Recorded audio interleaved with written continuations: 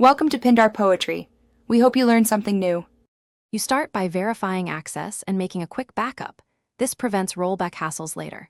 Once you have GG console access and CPM project rights, export the existing ID and config as JSON or CSV.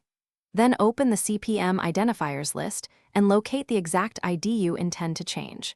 Make sure to note related rules and linked assets because changing an ID ripples through targeting and reporting. Now that your backup exists, proceed to prepare the new ID value and a short change plan. You should edit the ID in staging first. That lets you validate format and naming conventions without impacting live traffic. Once done, update every reference, targeting rules, line items, creatives, and reporting mappings because CPM ties those by ID.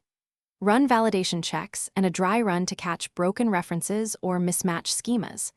If validation passes, schedule a maintenance window and prepare a rollback plan. Make sure to communicate the change to stakeholders before moving to production. You deploy the ID change in the planned window, watching delivery metrics, logs, and reporting for anomalies. Once live, verify line items served correctly and analytics map to the new ID. If something breaks, revert immediately using your backup or apply targeted fixes to the orphaned references you noted earlier.